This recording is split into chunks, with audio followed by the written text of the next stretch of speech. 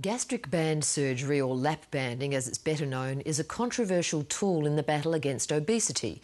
In private hospitals, it can leave patients thousands of dollars out of pocket, and in the public system, patients can wait 7 years for the procedure.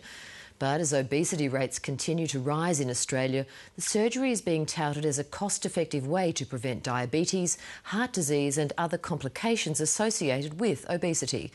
And now a leading expert in the field is calling for public children's hospitals to offer the operation to teenagers. Sarah Jensch reports.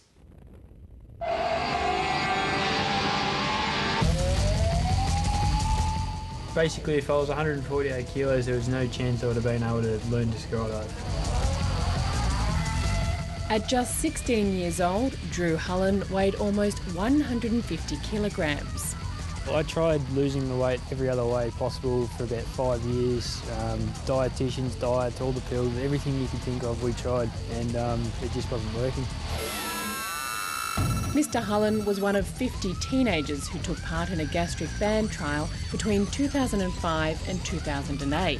Since the surgery, he's lost 66 kilos. I can now actually work. I'm an electrician, I'm a qualified electrician. I jump out of planes for fun, I jump off, I bungee jump, I do everything outdoors now. I would never have been able to do any of that if I was still morbidly obese. This shows the band sitting at the very top of the stomach.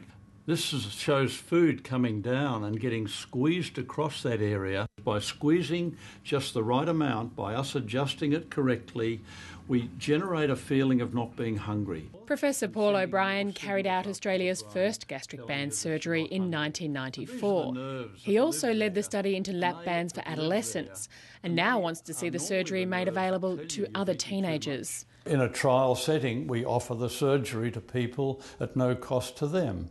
But currently, for adolescents, there's very limited access in Australia. The major hospitals looking after kids haven't embraced this approach, even though it's been published in the best journals, the data are very solid.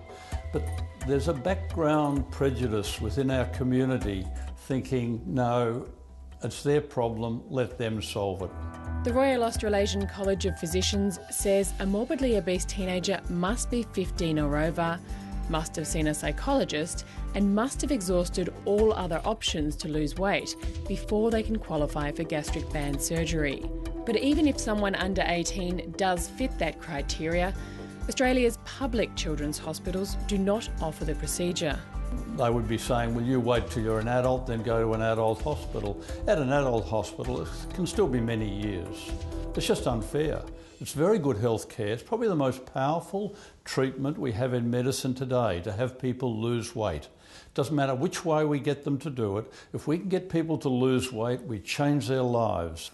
If the risk of type 2 diabetes and the conventional strategies for treatment don't work, then clearly bariatric surgery needs to be considered. I think the government has to consider increased funding for bariatric surgery, given the obesity epidemic that we've seen in adults and now seeing in children. But it should not be seen as a public health strategy to control the obesity epidemic. The federal government is spending $41 million on its latest anti-obesity campaign, Measure Up, which focuses on healthy eating and exercise. And if weight gain continues at current levels, by 2020, 80% of all Australian adults and a third of all children will be overweight or obese.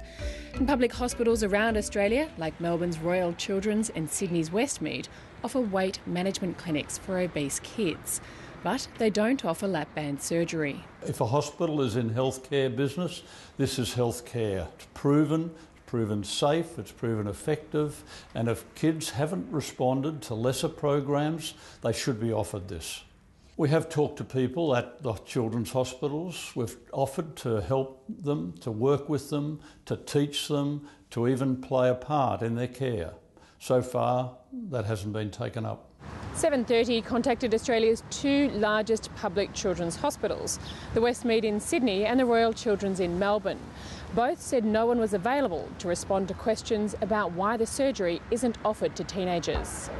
The New South Wales Health Department did release a statement saying bariatric surgery may be appropriate for a select group of adolescents, but that given the age and size of such patients, they should be considered in the context of an adult facility with a specialist weight management unit and expertise in adolescent care.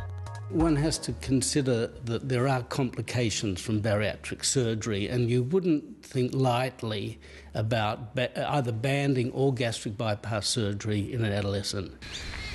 Almost a third of the adolescents involved in the original trial needed follow-up surgery during the study period.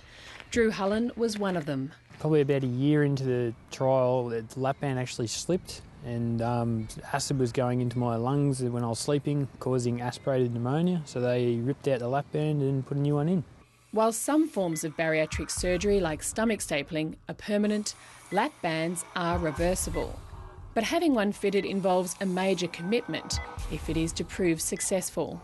In terms of compliance, it's not difficult to overrule the band, so to speak, by vitamising Mars bars or drinking soft drinks, etc. So this is a clear risk, and this is why one needs a disciplined adolescent in the first place. You can't eat steak and that sort of things in large quantities. And then, well, my friends love going out to dinner with me because they get 1.5 meals because I only eat half a meal. So they're happy. But at the end of the day, I can work, I can walk, I can run, I can jump. My life's so much better for having it done than not being able to eat a little bit of steak on a weekend. Their health is better, their length of life is better, their quality of life is better. It puzzles me that people emotionally argue against it.